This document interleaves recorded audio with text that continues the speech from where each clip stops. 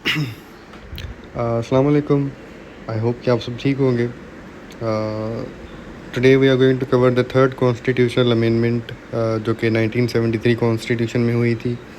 और ये आपकी CSS, CCE और वन पेपर टेस्ट में आपके लिए बेनिफिशियल है, इम्पोर्टेंट है, क्योंकि कॉन्स्टिट्यूशनल हिस्ट्री के ऊपर सवाल आ जाता है तो एक कॉम्प्रिहेंसिव तरीके से आपने अपनी जो कॉन्स्टिट्यूशनल अमेंडमेंट्स हैं, कॉन्स्टिट्यूशनल हिस्ट्री है, उनको पढ़ लेना है। ठीक है, तो आज वाली जो थर्ड कॉन्स्टिट्यूशनल अमेंडमेंट है, उसको वन बाय वन करके देखते हैं कि ये हुई थी 18 फरवरी 1975 को। ठीक है, और इसका मेन पर्पस क्या था थर्ड अमेंडमेंट का, कि to strengthen the provisions of preventive detention by increasing the period of detention before reference to advisory board and to make related changes. मतलब कोई भी किसी को अरेस्ट करना हो, किसी को डिटेंशन में डालना हो, और उसके प्रोविजंस को स्ट्रेंथन करती थी ये अमेंडमेंट। मतलब कि जो ग्राउंड्स थे प्रोवाइड किए गए डिटेंशन के लिए, और डिटेंशन का जो पीरियड है उसको भी बढ़ाने के लिए प्राइमरीली ये अप्रूव की गई थी। और उस वक्त की जो गवर्नमेंट थी, उस वक्त प्रेसिडेंट थे हमारे फजल इलाही चौधरी, जो कि 1973 से लेकर 1978 तक रहे थे। और उस वक्त प्राइम मिनिस्टर थे जुल्फ़िकार अली भुट्टो, और ये उन्होंने ही इंट्रोड्यूस करवाई थी 1973 से लेकर 1977 तक। वही प्राइम मिनिस्टर रहे थे, और बाद में उनको फांसी की सज़ा दी गई थी। और चेयरमैन सेनेट थे हबीबुल्ला खान। जब तीसरी अमेंडमेंट आई थी, तीसरी तरमीम आई थी, उनका भी टेन्योर सेम ही जुल्फ़िकार अली भुट्टो जितना था। और उस वक्त नेशनल असेंबली के स्पीकर थे साहिबज़ादा फ़ारूक अली, सेम टेन्योर। और आर्टिकल जो अमेंड हुए थे, उन पे आते हैं कि कौन कौन से आर्टिकल अमेंड हुए थे थर्ड कॉन्स्टिट्यूशनल अमेंडमेंट में। सबसे पहले है article 10। Article 10 safeguards as to arrest and detention.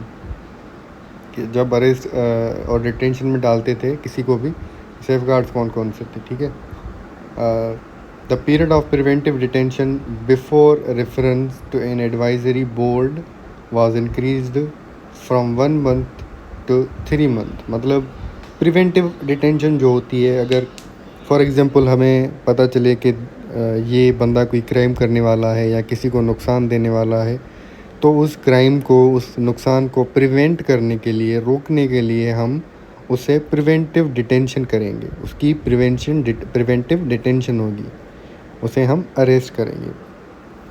और इस वाली जो आर्टिकल 10 के हिसाब से 1 मंथ से 3 मंथ तक उसकी डिटेंशन को बढ़ाया गया था before reference to an advisory board. मतलब उसका जो पीरियड था वो बढ़ाया गया था। उसके बाद आर्टिकल 10 में कौन सी चेंजिंग हुई थी? The time within which the case had to be communicated to the advisory board was also extended. मतलब एडवाइजरी बोर्ड के पास ये केस जाता है, और ये केस एडवाइजरी बोर्ड तक जाने का जो पीरियड है उसको भी एक्सटेंड किया गया था। उसके बाद overall the government was given broader powers of preventive detention. मतलब जो गवर्नमेंट है उनके पास डिटेंशन के पावर्स बहुत ज़्यादा बढ़ गए थे तीसरी अमेंडमेंट के बाद। उसके बाद आर्टिकल 232 भी अमेंड हुआ था। यहाँ पे प्रोक्लेमेशन ऑफ इमरजेंसी, मतलब इमरजेंसी को डिक्लेयर किया करने वाला आर्टिकल है। उसका क्लॉज 7B, आर्टिकल 232 का clause 7B was amended regarding the disapproval of proclamation of emergency by parliament। उसके क्लॉज 7B जो है आर्टिकल 232 का, उसको अमेंड किया गया था। ये किस चीज़ के लिए रिगार्डिंग था? ये रिगार्डिंग था अप्रूवल और disapproval of emergency by parliament.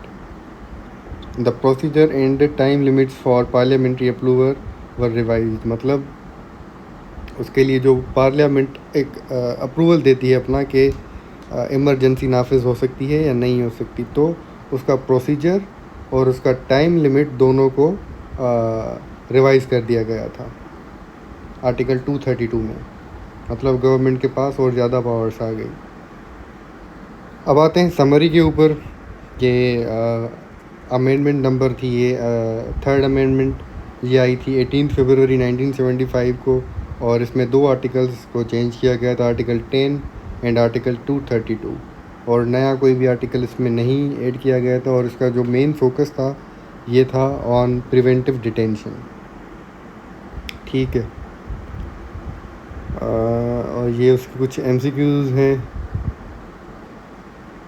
When was the third constitutional amendment passed, तो ये 18 फरवरी 1975 को पास हुई थी, और इसमें आर्टिकल 10 और 232 को अमेंड किया गया था। और इसमें जो आर्टिकल 10 है deals with the safeguards to arrest and detention, और थर्ड अमेंडमेंट का जो मेन पर्पस था वो पीरियड को बढ़ा देना था, और इमरजेंसी से रिलेटेड आर्टिकल्स में अमेंडमेंट था। ठीक है, आई होप कि आपको ये तीसरी अमेंडमेंट समझ में आ गई होगी। If you have any queries about the third constitutional amendment of Pakistan, तो you can drop it in the comment section below. मैं उसको एड्रेस करने की कोशिश करूँगा, और if you want any topic to be covered you can let me know. I will see you in another video. Till then, take care. Allah Hafiz.